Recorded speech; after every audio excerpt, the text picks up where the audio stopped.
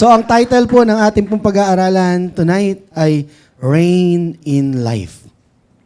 Amen? So sino po dito ang gusto maghari sa kanyang buhay?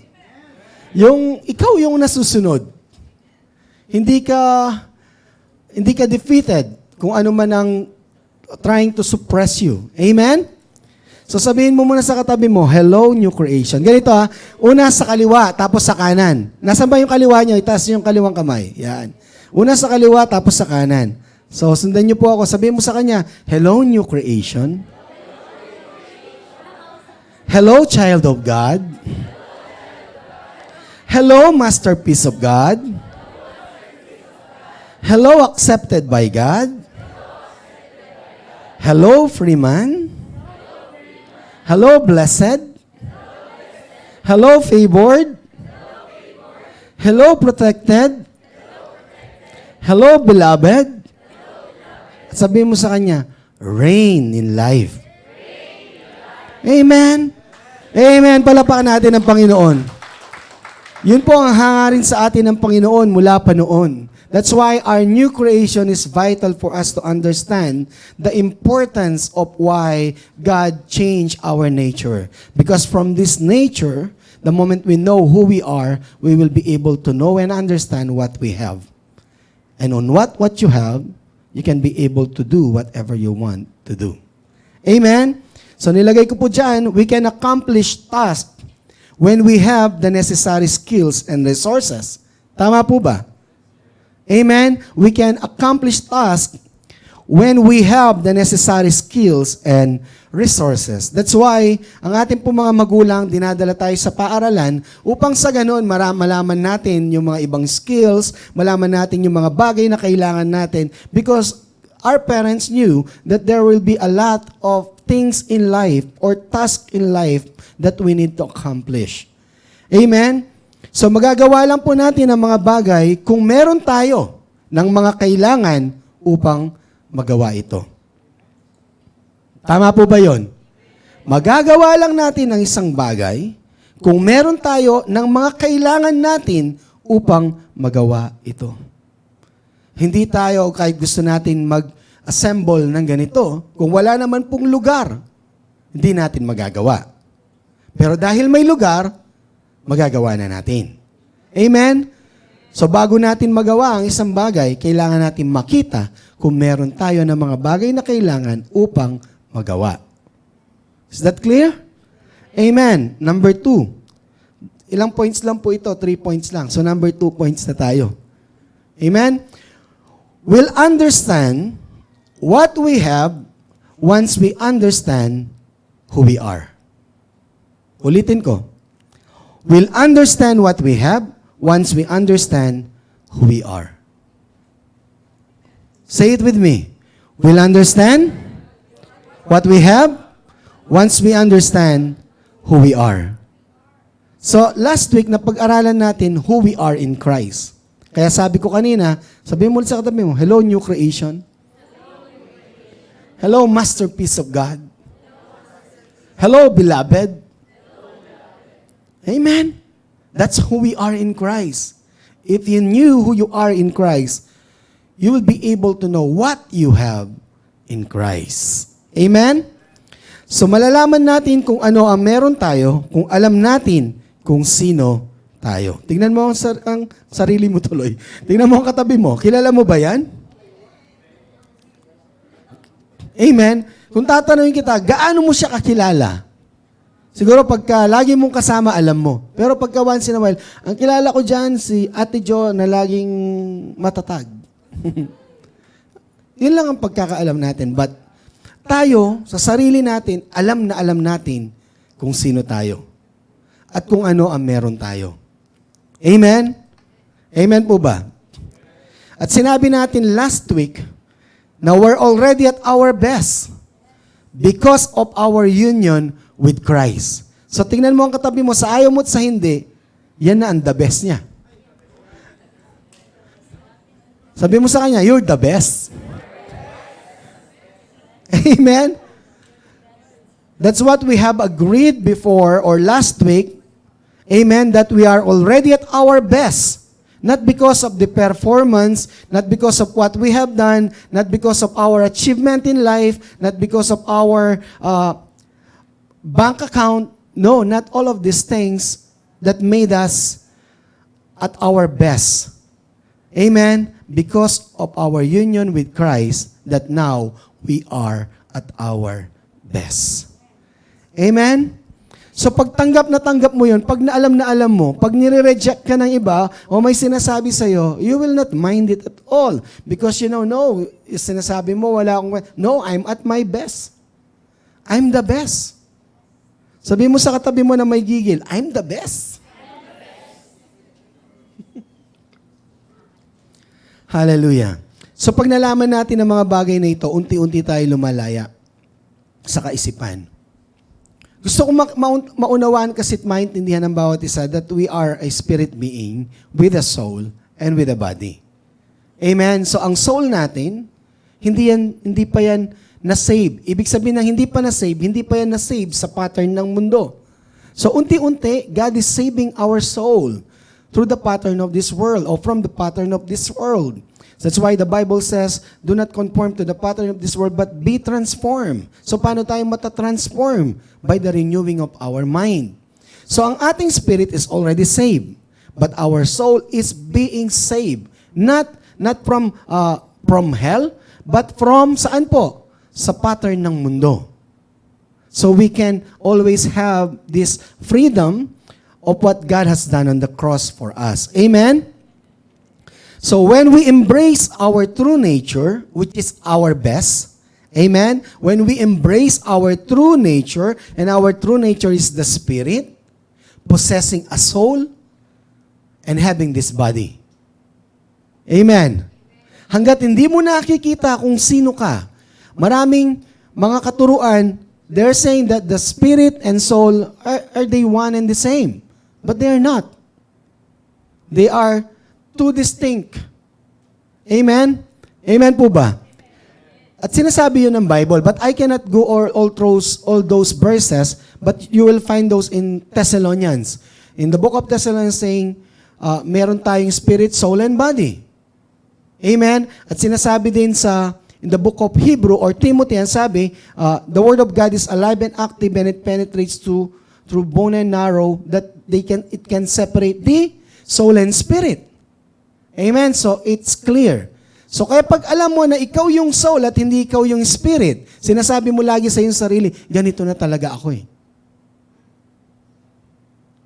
Pero pag alam mo that you are the spirit man, renewed by God, a new creation, blessed, favored, deeply loved, accepted, never been forsaken, alam mo kung sino ka. So when there's a lie na binabato sa atin ng kaaway, you will not buy it. Not only because na sinasabi natin na para maging maganda lang sa pakiramdam, but no, because we know who we are in Christ. At alam mo bang mananagumpay ka lang? You can only reign in life if you have this one man, Jesus, in your life. Amen? So now, before you do things sa ating pong buhay, you might want to ask yourself first, do you have all the things needed for you to accomplish or to get things done sa ating pong buhay? Amen? Kapag sinabi sa atin na let's say, isang example na lang po na gusto ko mag-pray. Amen? Tapos, sabi, ay, hindi ako marunong. So, ano nakikita mo? Yung abilidad mo bilang ikaw o the spirit man that connected already to Christ? Wala na naman akong kausap. Amen? Amen? So, mga simpleng bagay lang po ito na hindi naman po yung sinabihan tayo sa grupo, ikaw mag-pray. Hindi po yun ang ibig sabihin. Sa umaga pa lang, pagising mo, you have this ability that God already instilled in you, imputed in you. Amen? That you can pray through the Holy Ghost. Sometimes you don't know what to say, let the Holy Ghost pray for you. So marami pang bagay, ang layo pa ng ating dapat pang matutunan at malaman. So could you imagine, yung mga bagay na ito, kung, lagi ko sinasabi, kung once a week lang tayo nagkikita, that's only for 2 hours. Amen? At ang ating battle, kung kargado ka ng 2 oras lang at 8 oras lang sa trabaho, kulang na kulang yon. Amen? So ito po'y magpapaalala sa atin. So will you agree? If I will say that living in defeat is the best life ever? Ulitin ko. Mag-a-agree ba kayo sa akin kapag sinabi ko na ang namumuhay ka sa kabiguan, ito yung best life? Parang ang hirap ng tanong ko. Amen? Will you agree with me? Bakit? What is the best life for you? Living in victory. Bakit? Because of what Christ has done. Tama ba? That's the only reason we can ever think sa buhay natin why we want to live in victory. Even in the very difficult times na atin pong hinaharap, we always saying, no, I can always overcome because you know who you are in Christ. So the best life na pwede mong ipamuhay is living in victory. That's why the Bible says, you reign in life. Amen? You can apply this in every aspect of your life. Binubuli ka ng office mate mo, you can reign in life. Nag-away kayo mag-asawa, you can reign not over your wife. Never.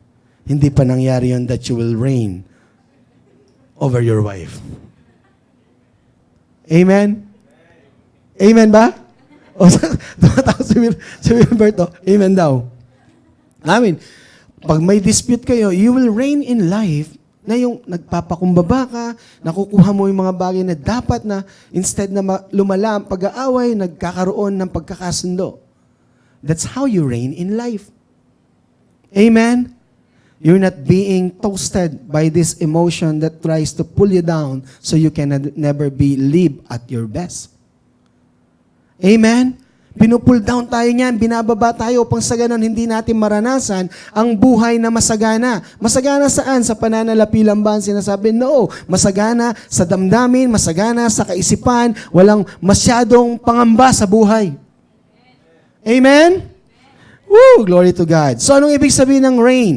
So reign, hindi lang ito yung maghari lang, ito'y ginagamit sa term na kung merong isang kingdom. Amen? So reign, dominate, govern. So hindi ka pwedeng mag-reign, hindi ka pwedeng mag-dominate, hindi ka rin pwedeng mag-govern kung wala kang authority. Amen? So you should know your authority as believers.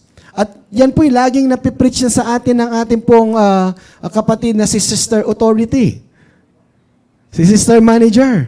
Sister Kat, porte niya yan. Authority of the believer, wag natin pakawalan yan. We have this authority. Amen? So you cannot reign, you cannot dominate, you cannot govern sa buhay mo without living in your authority. Ang sabi ng Bible, you will always, tawag doon, you always, all the thoughts, you take them captive. Amen? Saan? Sa tinapos na gawa ng Panginoong Jesucristo. Amen? You can always pull down all those and demolish all those thoughts that is not in line with the Word of God. Sabi mo sa katabi mo, reign. Amen. So live with authority. You know, from the very beginning, God created or designed man to reign. So yung pag-reign na yon, unti-unting nawala, and we will study that. In Genesis chapter 1, verse 26 and 28, in New King James Version, for you to see that this is what God wants from the very beginning to man. Not only we have been created in the image and likeness of God, but God wants us to reign over all creation. Amen? Then God said, let us make man in our image. So if God, we are created in the image of God and in His likeness, amen? Ang sabi ni Jesus in the book of John, wala po dyan, no?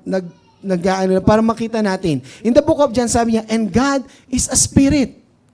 If we are created in the image of God, so therefore, we are spirit.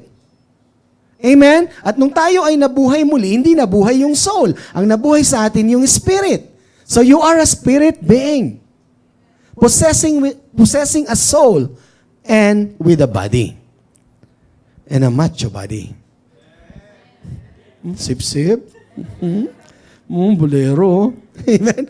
Praise God. So, Genesis 1, 26, 28. Let us make man in our image according to our likeness. Let them have dominion. That is what in the mind of Christ or mind of God at that time. Yun po ang nasa isip niya. Ang sabi, let them have dominion. Hindi pa kinikreate ang man. Amen? Over the fish of the sea, over the birds of the air, and over cattle, and over all the earth, and over every creeping things that creeps on the earth. Kung, alam niyo po, kung himay-himayin mo ito, ang sabi sa book of Matthew, ang mga ibon nga, hindi man nagwo-work. Hindi pinapabayaan ng Diyos. And the Bible says, you rule over them. Kung hindi niya pinapabayaan yun, how much more? Yung binigyan niya ng kapangyarihan to rule over them. Amen? This is what God designed for man nung una pa lamang. Kaya sabihin mo sa katabi mo, you designed to reign. Come on, man.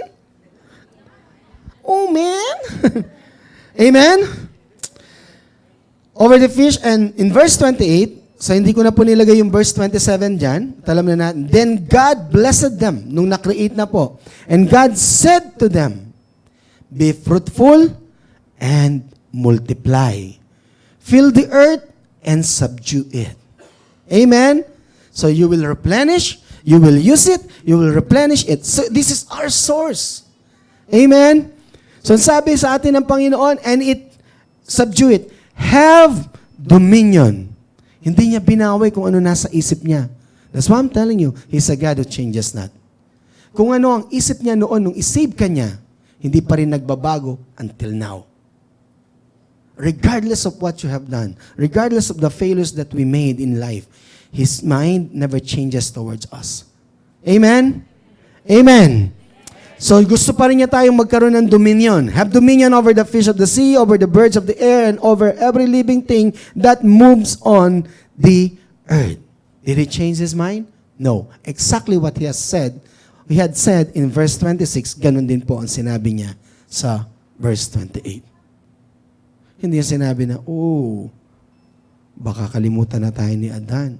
May free will ito. Baka ano ang gawin? No, He trusted man. Amen? Glory to God. But man fails. Alam na po natin yon. Amen? So man fails, he handed over to Satan this authority. Hindi ito ninakaw ni Satanas. Kasi alam ni Satanas na hindi niya kayang nakawin. So kailangan may kusa ang pagbibigay dahil mayroong tinatawag na free will.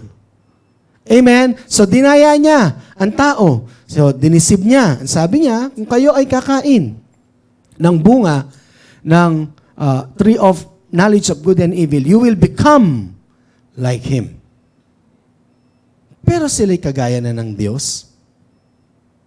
Pero hindi pa sila kontento.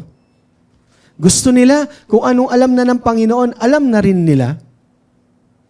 Gusto nila, alam nyo, pag gano'n ang attitude, you want to live independent from God. Dahil kung sila ay alam na lahat, hindi na nila kailangan ng Diyos. But the thought that Satan give to mankind, it's the thought of living independently from God. Oo nga, no? Kung alam na natin lahat, maganda yon. So eventually, hindi mo nakikita. But in the long run, when you know that you know everything and you don't need God, you don't want to live dependent on Him. Amen? Amen. So because sa failure na yon, it was handed over to Satan. Let's go and look for 6-7 to back up our statement. And the devil said to him, kanino po? Kay Jesus, all this authority I will give to you, or I will give you, and their glory. For this has been delivered to me. Ano nga naman ang Diyos ang nagbigay ng kapangyarihan o authority kay Satan? Actually, when Satan fall from heaven, wala siyang kapangyarihan. Tinanggalan nga ng kapangyarihan. Dahil wala siyang magawa, because man is all-knowing in a sense, alam niyo, pinangalanan ni Adan lahat ng mga hayop. At pag titignan mo, lagi ako namamangha doon. Pag sinabi mong dog, bakit siya dog? Pag inaral nila, lahat ng karakteristik ng dog na yon sa kanyang scientific name, nandun lahat. Ganon kadunong si Adan. Amen? So alam ni Satanas na kailangan niya yon. Kailangan niya kasi sa karunungan na yon, he can deceive people. And he's the father of lies. Amen? And his only weapon is deceit or deception. Amen? Andiyan pa ba tayo? So the Bible says, hindi niya sinabing, ninakaw ko ito. No, someone delivered it to him. Amen? And when you study the Bible, this is the time when the man fails to obey God. Doon nila ibinigay ang authority kay Satan. And I give it to whomever I wish. Amen? Therefore, if you will worship me, if you will worship before me, all will be yours. So alam naman po na ang sinabi ng Panginoong Yesus dyan is words also. But I just want you to see yung bagay na yun that Satan did not, grab it kay Adan. At akin na to No. Adan or mankind delivered it to Satan. So kaya tayo ay naging bandage ng kasalanan. So because of this failure, the enemy was able to suppress us and made us slave to sin. Slave doon sa condemnation na nagawa na ng tao. Hindi niya kayang lampasan ang karunungan na kung saan ang Diyos ay mabuti sa kanya. Nandun na lang siya sa karunungan na, nagawa ko ito sa Panginoon. Ito yung kasalanan na nagawa ko. So meron siya laging condemnation nung panahon na yon na hindi pa siya nare-restore ng Panginoon, ng mankind. Laging nandoon. Bakit? Kahit ayaw niyang gawin ngayon yung bagay na ayaw ng Panginoon, nagagawa niya.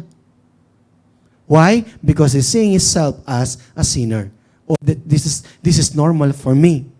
I'm a sinner. So therefore, pag nagkasala ako, God will understand because I'm a sinner. So wala siyang kapangyarihan na lampasan yung mga bagay na yon. But when Jesus died on the cross, and when we accepted Christ, ang sabi niya, we're no longer a slave to fear, and sin is no longer our master because we are not under the law, but under grace. Amen? It's very clear. It's stated in the Bible. And as we've said last week, the final authority in our life is what the Bible said. Whether I understand it with my natural mind, amen, or I don't understand it with my natural mind, I will still believe it. Because the Bible says, the flowers falls, the grass withered, but His word will stand forever. Hindi nagbabago at hindi kailanman mawawala. If I will ask you to choose whether sa dalawa ang inyong pipiliin. The one who changes His word or the one who changes not. The one who changes not po. Of course, the one who is consistent. Kahit naman sa paggawa mo sa opisina o saan man bagay, ang gusto mo laging makasama, yung consistent saan? Sa kanyang salita. Gusto mo, pag sinabi niya, makita mong gawin niya. Not because you are very demanding, no, but because nabubus palalo yung trust mo sa tao na yun. Kaya kahit imposible, pag sinabi niya, kaya niyang gawin to? Pero hindi pa ako binigo ng tao na to eh. I will believe. Even if it's very difficult or I can see na wala siyang kakayanan na gawin yung bagay na ito, I will still believe. Because this person never ever fails me yet. Amen po ba? Don't you think kung tayong tao, kaya natin mag-isip ng ganoon, hindi kaya ng Diyos yun? Kaya niya, di ba? So kung alam niya na tayo magtitiwala ng buo sa Kanya, if He will be consistent in what He is saying, Do you think He will change His mind when He said the word already? I don't think so. Amen? Hindi siya magbabago. Hindi niya papalitan ang kanyang salita. Pag sinabi niya sa atin, period na yun. So whether you understand it with your natural mind or not, I suggest and I submit to you that the Word of God is true. Hold on to it. Amen? Amen po ba? So, salamat sa Panginoong Hesus na tinapos na niya lahat. Now we can live out from that power of the enemy. In Colossians 2:15. So ito po kasi mga verses na ito, narinig niyo na sa akin noon. Colossians 2:15, ito po yung nangyari sa cross. Ito po yung nangyari na kung saan yung kapangyarihan ng kaaway ay pinawalang bisa. Amen? Pag sinabi nating disarm, tinanggalan. Amen? And having disarmed the powers and authorities. Sino po yon? Si Satan. Ngayon, hindi napunta sa atin yung kapangyarihan na yon. Napunta ulit sa Kanya. Kaya sabi niya, all the authority in heaven and on earth and under earth. Amen? In the book of Matthew, when He was already risen from the dead, ang sabi niya, all the authority from heaven, on earth, and under earth has been given to me. Amen? Yun ang sabi ng Panginoong Yesus. In Matthew 28, before the Great Commission. So binanggit niya yun, that all the authority in heaven. Why? Because it is finished. Amen? Nakukuha po ba natin yon? Kaya na-disarm. So saan napunta? Kinuha niya. Kaya ang tanging kapangyarihan ng kaaway is to deceive us with his lies. Maniwala ka na meron siyang gagawin na hindi maganda. Maniwala ka na ang Diyos, dahil sa mga ginawa mo na hindi maganda, pinaparusahan ka niya. Yun ang gusto niyang paniwalaan mo. And yun ang kalagayan ng tao noon na gusto na kahit anong pilit niya, hindi niya magawang paniwalaan na mahal siya ng Diyos.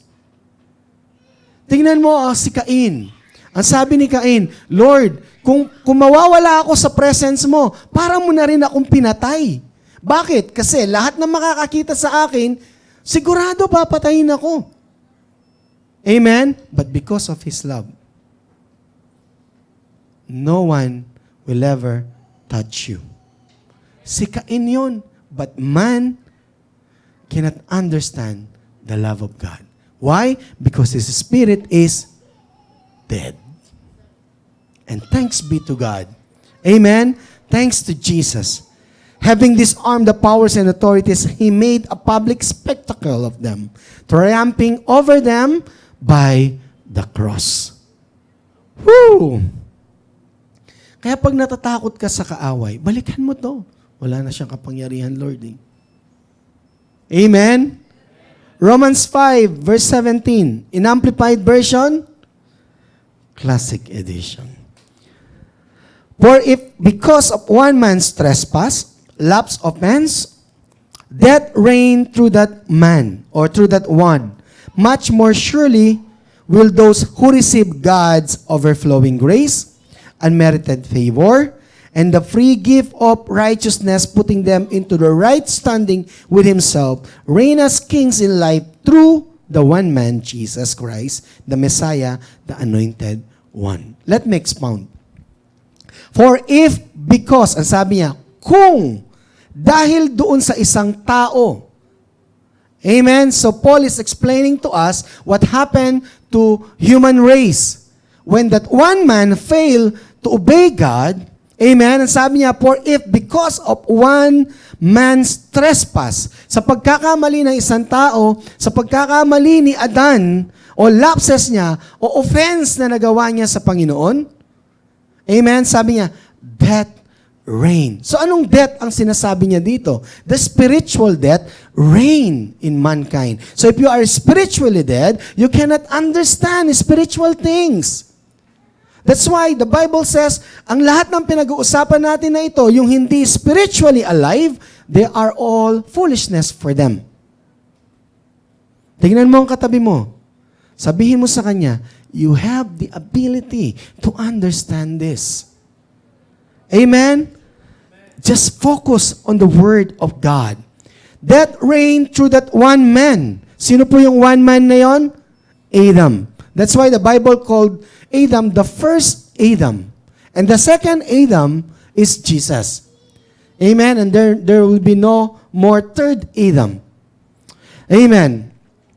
Bakit kaya ganon? First Adam, paano lumabas si Adan? Through the power of God. Tama po ba? Paano lumabas si Jesus? Through the power of God. Through the Holy Spirit. Nakuha po ba natin? That's why the first Adam is Adan, and the second Adam is Jesus. So the first Adam failed. Amen? And that reign, sabi nating reign, lumaganap, anong tawag doon sa reign na to? Naghari.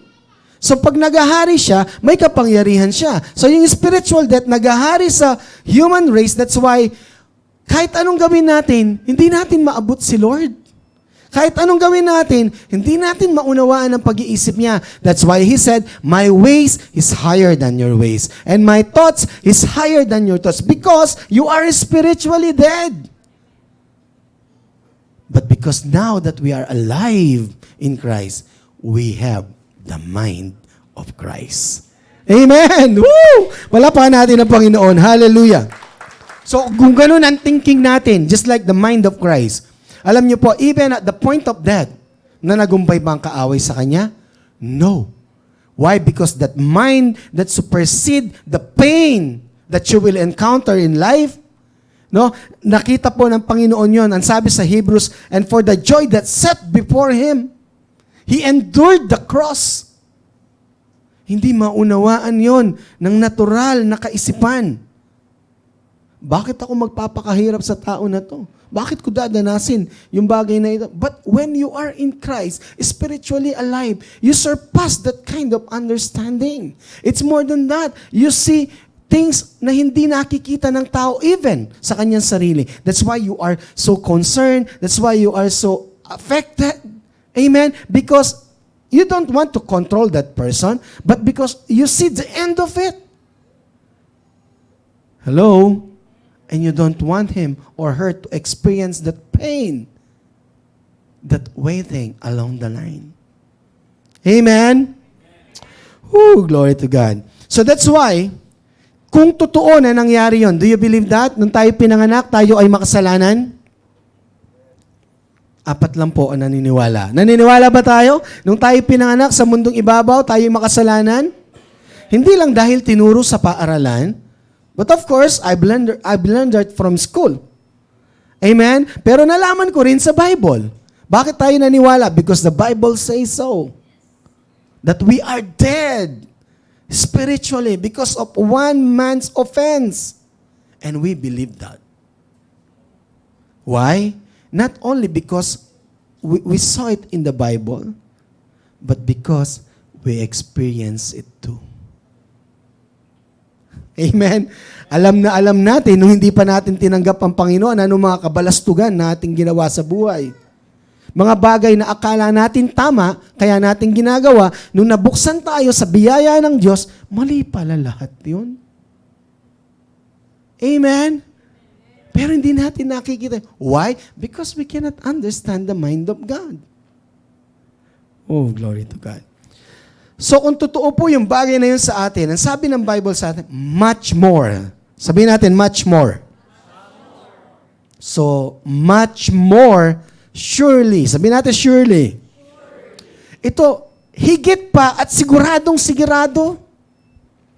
Amen? Ang sabi niya, will those who receive God's overflowing grace, sa mga tumanggap doon sa overflowing grace niya, sa unmerited favor, sa free gift of righteousness. Anong ibig sabihin nun? Putting them into right standing with Himself. When you have been taken out from darkness and transfer us to His marvelous light. That's the righteousness of God. You're standing in the righteousness of God.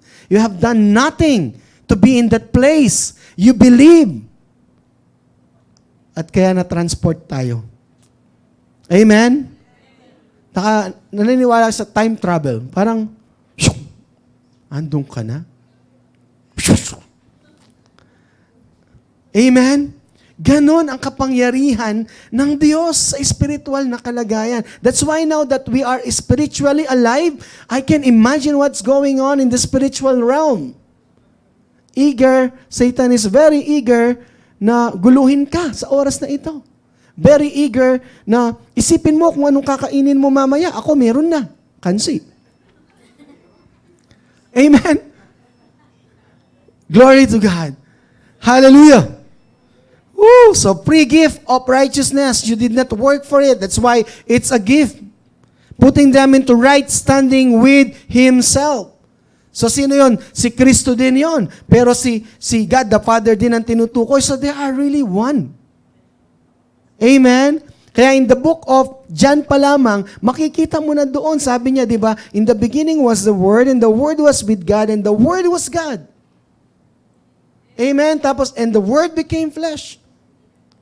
Amen? Sa baptism, alam mo na merong Trinity. In the baptism of Jesus, the person of Jesus is in the River Jordan. River Jordan na tuloy. River Jordan, tama po ba?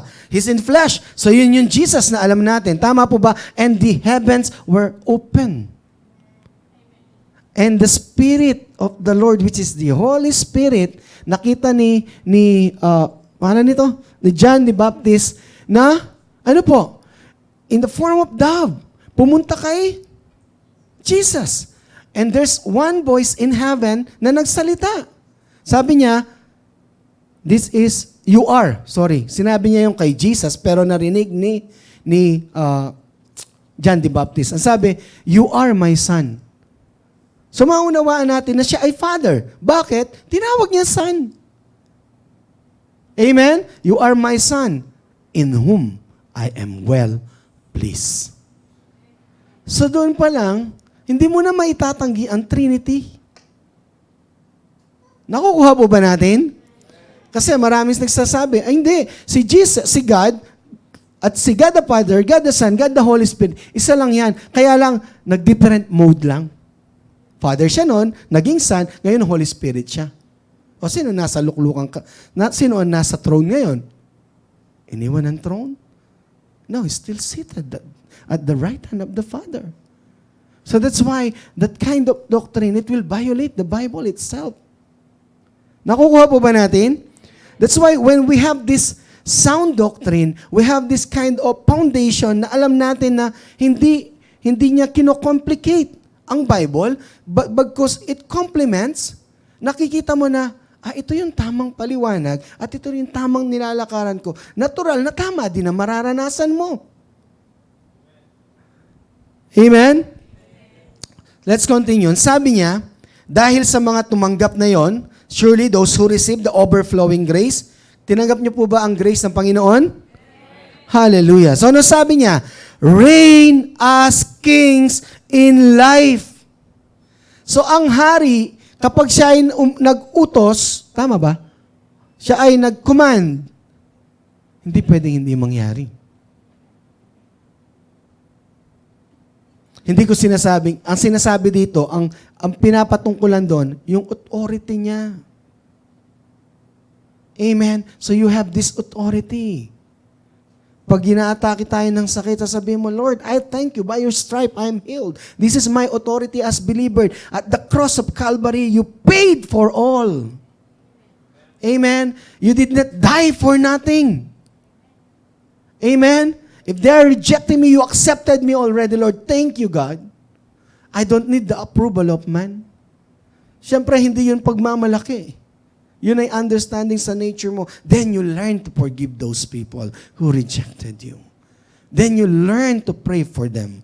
Then you learn to love them more. And when you have this passion, you have this idea now in your mind na hindi pwedeng ganito lang. I need to bring them to God.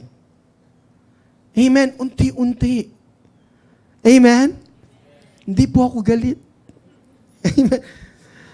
Oh, glory to God. So the Bible says, let us reign as king in life.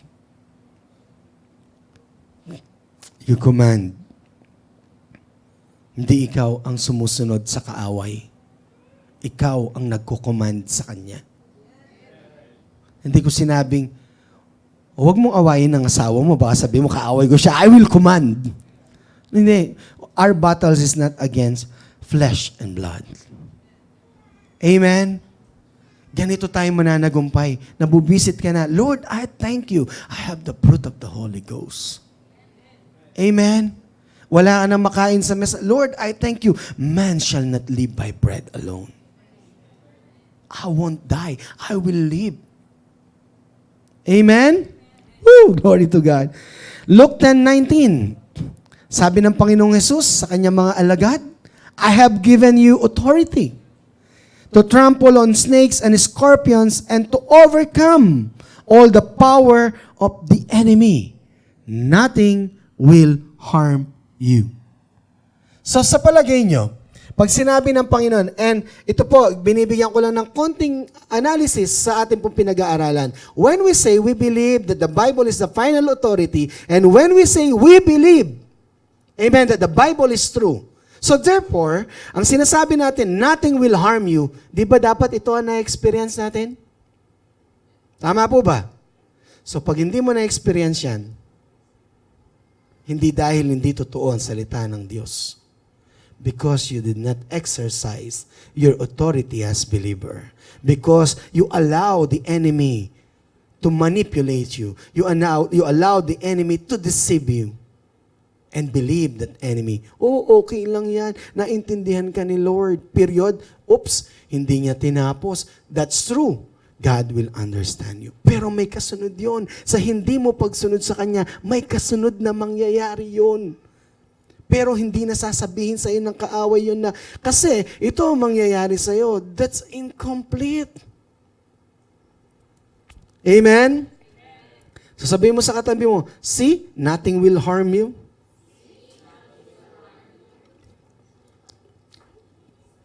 Amen? So tingnan po natin, kung sila po na noon ay meron mandate na ganoon na to trample on snake and scorpion and to overcome all the power of enemy, let's say sa atin po para magkaunawaan, mandate. Tawagin nating mandate. Amen? Nagkakaunawaan po ba tayo sa mandate? Amen. So, kung may mandate sila na ganoon, siyempre, binigyan sila ng authority, kaya sila nagkaroon ng mandate. Tama?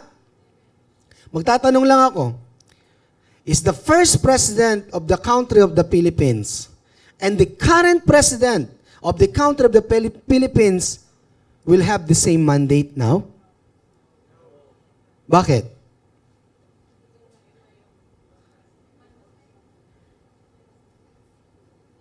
O sige, papalitan ko kasi first ang sinabi ko, no? Kung si Duterte bilang isang presidente ay meron siyang mandate noon, kung ano man ang mandate ng isang president. At ngayon, na si Bongbong Marcos ay siya ang presidente, don't you think na parehas lang ang mandate nila? Bakit nga? Bakit mag-iiba? Kasi kailangan mag-agree muna tayo dito. Papalitan ko, wag na presidente, principal, ayan, para magkaroon tayo ng makatotohanan, no? So yung principal ng grade school na sabihin natin nung last year at yung principal ng grade school ngayong year na to, posible ba na parehas lang ang mandate nila? Bakit?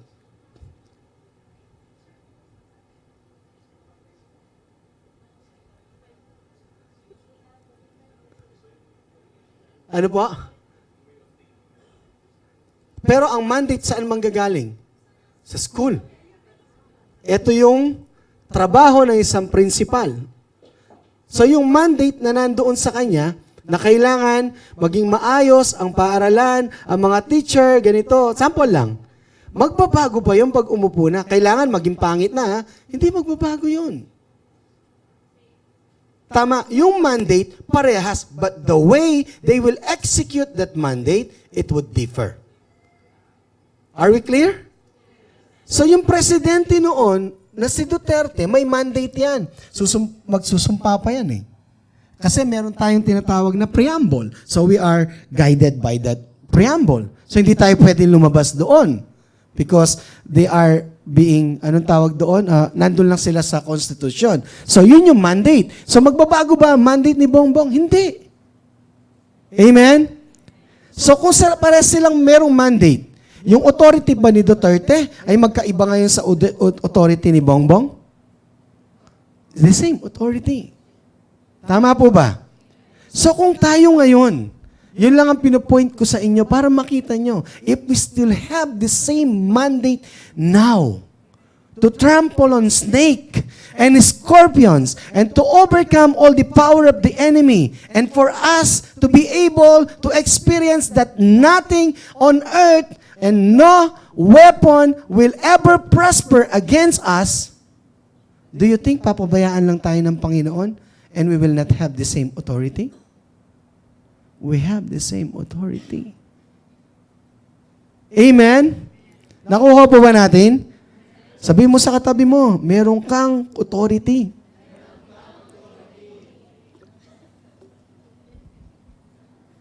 Kailangan mo lang alamin. That's why, kaya kailangan natin ng bawat isa. Because those who came before us, no, yung mga nauna sa atin, they know those authority ngayon. No, kaya yung mga nauna na Kristiyano na nakikita natin, minsan nagtatanong, paano mo napagtagumpayan? Paano mo nagawa yung bagay na ito? That's why they're telling us, no, it's not our might, it's not our power, but only by the Spirit of God. Hindi natin maunawaan ngayon until they will explain. Kasi hindi ka na katulad ng dati. Kasi ikaw ay anak na ng Diyos ngayon. Nung ikaw ay ganito, iba ang nagagawa mo. Ngayon, anak ka na ng Diyos, iba na ang meron ka. You have the authority. Amen. As a new creation of God, as a new creature, as a beloved of God, you have the authority that our Father has given us. Amen? In John 1:12, paano ka nagkaroon ng authority? Ang authority mo bilang anak. Amen? So kapag merong pumapasok sa bahay ninyo at alam mong hindi mo kapatid, anong gagawin mo? Tara, pasok ka. Hindi, magtatanong ka. Pag hindi mo kauri, yung spirit na yon na trying to enter into your mind, into your heart, magtanong ka naman. Huwag mo lang tanggapin. Kung hindi kayo magkauri, hindi kayo magkapatid. Andiyan pa ba tayo? Huwag mo lang papapasukin. May masamang balak yun. Lalo na pag may dalang alak. Amen? Glory to God. So, but to us many as did receive and welcome Him, He gave the authority, power, privilege, and right to become the children of God. That is to those who believe in, adhere to, trust in, and rely on His name. Sino po ang naniniwala who really believes in his or her heart that he is already a child of God? Can you raise your hand? Sino po naniniwala na kayo anak na ng Panginoon? Sige po, itaas natin ang ating kamay. Hallelujah. Thank you, Lord. Sabi mo sa Panginoon, thank you, Lord. Hallelujah. Totoo yan. Tayo anak ng Diyos. Kaya tingnan mo ang katabi mo, kauri mo yan. So anong language na meron tayo? The language of love. The language of forgiveness. Yan ang language na meron tayo sa Panginoon. That's why when a different language is coming in, imaginein mo na lang may kumakatok sa pinto nyo, can I enter your home please? Hindi ka pa magtataka. Ikaw ay Tagalog, ang gusto pumasok, English. Amen? Siyempre magtatanong ka muna. So don't be deceived. Kahit maganda ang pagkasabi niya, kahit maganda ang itsura niya, don't be deceived. Hindi mo yun kauri. Ang taas ng binibigay nila. Hindi mo yun kauri. Gusto nila, okay na okay. Wag muna. Pakaisipin mo kung kauri mo yan. Amen? Glory to God. So the authority, power, privilege, right, ito ay activated lamang through our trust and reliance on God. The moment we are trusting and relying on God, that authority is being exercised. Amen? Hindi natin kayang gawin yon sa sarili natin. Amen po ba? Kaya ng lagi natin naririnig. Di ba narinig nyo na to eh? Alam ko kay Pastor Ruel sa pag-aaral natin. Di ba merong, ayan, pulis. Oh, pulis. Merong pulis na maliit lang siya. At merong truck na napakalaki. At ang bilis ng truck, at ang sabi ng pulis, huminto sa gitna. Pinay-stop niya. Ba't huminto yung truck? Dahil nakita niya ang kanyang uniforme. Uy, pulis yun. Kahit ako yung pinakamalaking truck, pumreno. Bakit kaya? Kasi, he acknowledged that authority. Yung uniforme. Amen? Kaya yung truck na yun, huminto. Subukan mong ikaw ang magpahinto na walang uniforme. Ang bilis-bilis niya. Stop! Kahit kumuha ka pa ng barbell. Hindi hinto yun. Amen? But because you are in uniform, you can exercise your authority. And your jersey, hindi po sa jersey na yon, suotin mo. Your jersey, ang nakalagay dito, Jesus. At sa likod is alive. Yun yung uniforme na meron tayo. Yun yung jersey na meron tayo. So every time you go sa tinatawag nating game, wear your jersey. Wear your uniform. Amen? Isuot mo si Kristo. Paano mo gagawin yon? Paano nila alam na suot mo ang uniform ni Christ? Say His language. Hindi ako kawawa. Hindi ako sakitin. Hindi ako kailanman mananatiling ganito ang buhay ko because you have a plan for me. Amen? Amen po ba? So we continue to rely on God and trust on God to activate that power and that authority. So our identity as children of God enables us to joyfully trust and depend on our Father. Amen? Sabihin natin joyfully. Kaya pag ikaw ay nagtiwala sa Panginoon, hindi yung may pangamba. Nagtitiwala na merong kagalakan. Nagtitiwala na merong kasiguraduhan. Nagtitiwala na definite ka talaga. Kahit hindi mo pa nang nakikita, mangyayari at mangyayari siya. Amen? Sasabihin mo ulit sa katabi mo, be joyful in trusting and depending on our Father. As a children of God, sa akin po, di ba tayong lahat na mga anak, nahirapan ba kayong mag-aral? Nahirapan ba kayo na habang naglalaro ka, tinatanong mo anong pagkain sa mesa? Hindi, di ba? Bakit? Because you depend on your father at sa inyong mother. That they will never leave you nor forsake you. That they will provide for you. Amen. Kaya, joyfully, nagagawa mo magtiwala. Bakit? Kasi, yung pangako nila, tinupad nila. Nakita mo sa umaga, meron kang hotdog, itlog, at sinangag. Uy. At noong, sa atin may merienda pa kasi. Ano masarap merienda?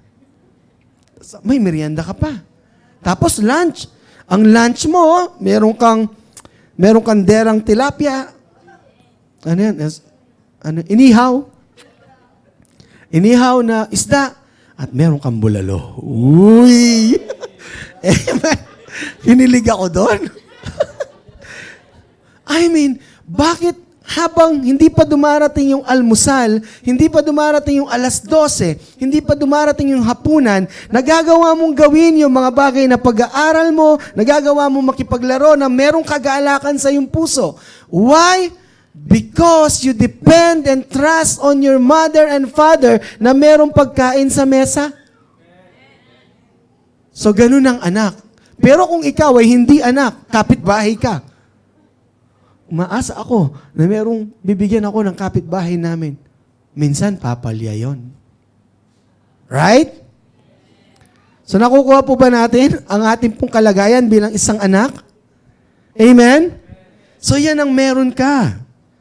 Romans 8:17, New Living Translation. And since we are His children, we are His heirs or heirs. In fact, together with Christ, we are heirs of God's glory. But if we are to share His glory, we are also to share His suffering. Amen? So let's get the point of we are co-heirs with Christ. So whatever Christ ay meron siya, whatever Christ have, you also have. Have, no have? Have? Have, my friend. Have. Meron tayo kung ano meron si Kristo. Ang sabi niya in the book of 1 John, as Jesus is in heaven, so are we in this world. Amen? Yun ang kalagayan na natin. Kaya, naging greater is He who lives in me. Because the one who's seated at the right hand of the Father is greater than all. Amen? Because He lives in us, ang Diyos ay sumasa atin. We know that as children of God. At ang Diyos ay sumasa atin. Now, His presence will always be with us. Correct? Amen. So now we can reign in life as child of God through Jesus Christ who already overcome the world. Next slide, please. Now we can reign in life as a child. Next slide, please. Yan po. Basahin po natin lahat. Say it with me. 1, 2, 3, go.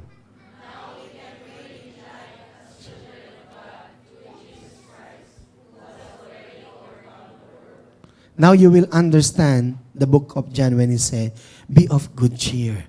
I have overcome the world because He lives in you.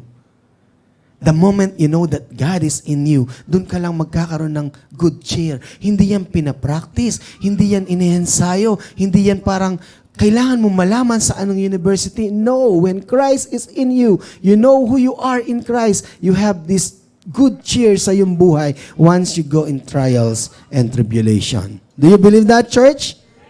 That's why we can reign in life. So through Christ also, we have God's presence and power. So ito yung importante. Dami ko sinabi, no? Pero ito yung importante na gusto kong iwan sa inyo na makita nyo. Sa inyong pagiging anak, sa ating pagiging bagong nilalang, makita nyo na kahit ito lang, makita nyo na sa bagong nilalang na yon, meron kayong kapangyarihan at nasa inyo ang presensya ng Panginoon. Amen? In Philippians 2:9-11, therefore God exalted Him to the highest place and gave Him the name that is above every name. Sabihin natin, above every name. O kung galit yan, the name of Jesus is above the name of galit. Amen? Any name that you can name, His name, Jesus, will always be above that name. Even your success, even your failure, name it. As long as you can name a thing or something, name it. But His name is always above that name. Meaning to say, you cannot overpower those who is above you. Amen? And that name of Jesus, every knee should bow. So kung darating din yung panahon na yun, every knee should bow. Ba't di pa ngayon? Yun din naman ang mangyayari in future. In future, even now, this is already happening, and at the end of times, or in the end of times, this could not, it's impossible not to happen in the end of times. That at that name of Jesus, every knee should bow in heaven, on earth, and under earth. Amen? Amen. Natural lang yan, mga bata. Okay? Okay ba tayo? So lahat ng pangalan na yan ay luluhod. Kung yan, every knee will bow down. Tingnan mo ang katabi mo, may knee ba yan? That knee will bow down one day in His name. Kung ako sa'yo, huwag mo nang hintayin yung oras na yon. Kung mangyayari din yon, gawin mo na ngayon. Amen? And every tongue acknowledge that Jesus Christ is Lord to the glory of the Father. So everything should bow down in His name. And the good news is, you possess that name. You possess that name, Jesus.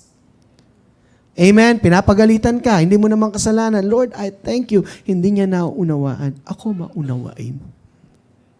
Okay lang, Lord, kung gano'n yung pagtingin niya sa akin. Okay lang kung gano'n niya tinignan yung mga bagay-bagay. Pag kalmado na yan, Lord, kakausapin din niya ako. Amen? In Psalms 97 verse 5, the mountains melt like wax at the presence of the Lord. At the presence of the Lord of the whole earth. So, ang sabi, the Lord of the whole earth. Tignan mo ang katabi mo kung nasa earth pa yan. Amen? Amen po ba? So, ang sabi ng Bible, the mountains melt like wax.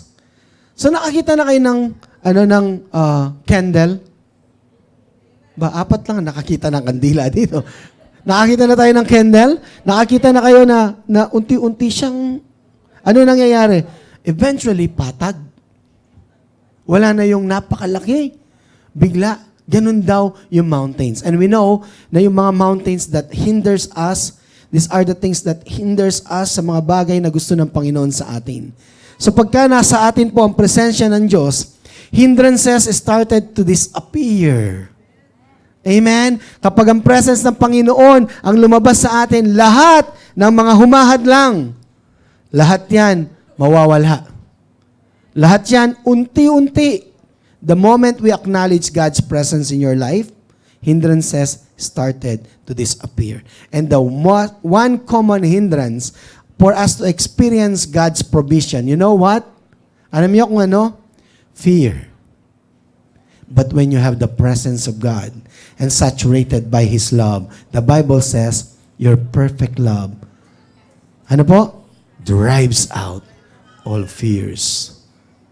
So ngayon, maunawaan mo ang Bible kasi nangyayari siya sa'yo. Alam mo ngayon kung paano siya mangyayari. I just need to meditate on your love, Lord. Your presence is with me. You never leave me nor forsake me. You are always in me, with me, and for me. If you are for me, who can be against me? If you are with me, who can be against me? If you are for me, how can I lose?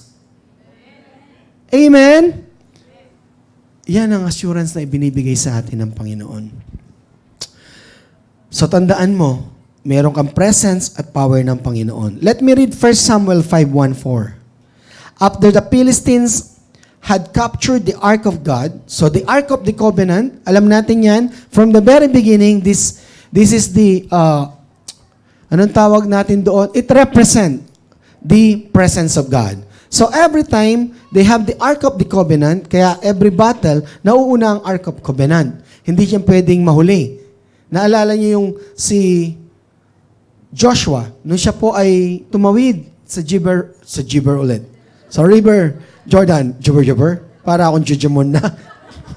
Amen. So sa River Jordan, alam niyo po, ang nauna, ang Ark of the Covenant. So every time na nandun ang Ark of the Covenant, every time na mag-i-step sila, because the presence of the Lord is with them, nagiging dry ang land. Dapat sana maputik, di po ba? Kasi bakit? Dinaanan siya ng tubig eh. So hindi ka pa rin makakalakad na maayos. Pero ganun si Lord. Alam na alam mo, kung siya ang tumumbaho sa lahat ng sitwasyon mo, no hassle. Amen? When God bless you, it adds no sorrow in it. Amen? So kaya po ang Ark of the Covenant at that time, napaka-importante nito sa mga Israelita. Because every time the Ark of the Covenant ay nandoon sa kanila, sa kampo nila, nasaan man. hindi sila magapi ng kaaway. The moment na ito ay napunta sa Philistine, lahat ng mga battle nila, wala. May relasyon sa Panginoon. Amen? May relasyon sa Panginoon. Pinili ng Diyos. Amen po ba? Pero dahil wala ang presensya niya sa kanila, they could not make it. Amen? So, ganun ka-importante. Now, kasama natin ang presensya ng Diyos. Sabi mo sa katabi mo, you have the presence of God. So, dahil po nasa Philistines have captured the Ark of God, they took it from Ebenezer to Ashdod. Then, they carried the Ark into Dagon's temple. So, ito yung Diyos na kanilang sinasamba.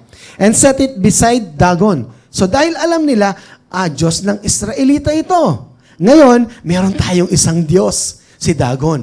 Ang gawin natin, dalawa na ang Diyos natin. So, tayo ang makapangyarihan ngayon. Dahil meron siyang Diyos, Diyos ito ng mga Israelita na nanagumpay, hindi tayo pwede matalo. May Dagon na tayo, meron pa tayong God. Amen? So, pinagsama nila upang sambahin. Ano po ang nangyari? And set it beside, when the people of Ashdod rose early the next day, amen, ito sumasamba na sa false God. Pero they have this determination to wake up early to give God glory. This is false God. Amen? So when the people rose early the next day, there was Dagon fallen on his face. So paano po yung fallen on his face? Kung okay, fallen on my face. Tama? Huwag niyo pong tignan to. Amen? Amen. Ano pong gesture? Bowing down. Amen? So tingnan po natin ha. Fallen on his face on the ground before the ark of the Lord. Amen? They took Dagon and put him back in his place. They took Dagon and put him back in his place. Anong ibig sabihin nun? Yung Diyos, tinayo nila ulit. Oh, natalo siya. Tulungan natin. Wawa naman. Meron tayong Diyos minsan sa buhay natin, hindi yun nakikita. Pwede naman kitang isama, Lord, sa Diyos lang na to. Hello? Pero siya mismo, sinasabi na ng bagay na yon, siya mismo tumitiklop na sa Panginoon, pero pilit natin binubuhay. Amen? I don't know what it is, but sometimes there is this Dagon in our life. Amen? Sabihin natin na, kung pwede ko lang gamitin to as illustration, so for us to all understand. Kunyari, napakayaman ko. Diyos ko dati, pera. Pera ang Diyos ko. Diyos in a sense na, I can't live without it. Amen? Because we cannot live without God. Amen? So, I can't live without it. O, minsan naman, asawa mo, you can't live without it. O, best friend mo, you can't live without your best friend. So, anything that you can't live without. Amen? So, yun yung mga minsan nagiging Diyos sa ating buhay. So, let's say, itong panala, tapos nakakilala ako sa Panginoon. Amen? At sabi ko, oh, maganda to. Meron na ako pananal. Pero ang yaman ko mismo, tumitiklop na sa Diyos. Alam mo, minsan sasabihan ako ng, sample lang po ito just to understand, okay? Don't get me wrong. Ang sabi na sa akin ng pananalapi, uy, tumulong ka sa mga ano mo. Uy. Siya mismo, tumitiklop. Pero ako, pag tumitiklop, anong ginagawa ko? Binubuhay ko ulit. Gusto ko, na kung anong gusto ko noon sa Kanya, ganun pa rin. Pero siya, gusto na sumunod sa Panginoon. Amen? Pero pilit kong binubuhay. So, maaring tayo ay meron sa ating mga puso. O anuman, ang Diyos naman na pwede rin nating i-apply na hindi natin mapigilan, suppressing us, hindi natin kayang kumawala sa bagay na yon.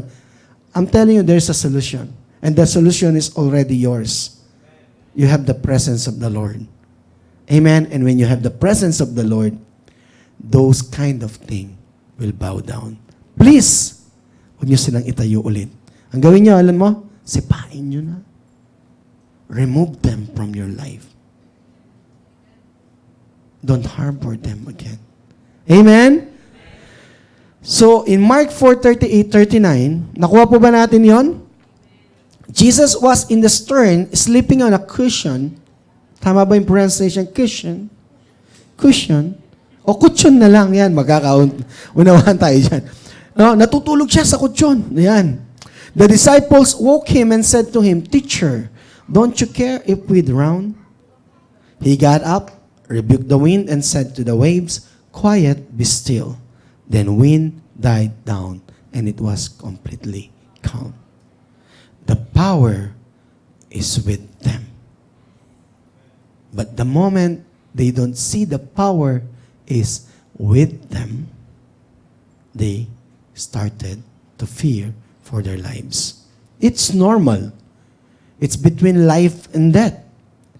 Amen? It's between yung mga bagay na kung saan parang end of, ano mo na to, parang ang tawag doon, end of life. Tama ba yun? Katapusan na ng mundo. End of this world na sa'yo. Amen? So parang nakikita mo ganun, that's normal to fear. Amen?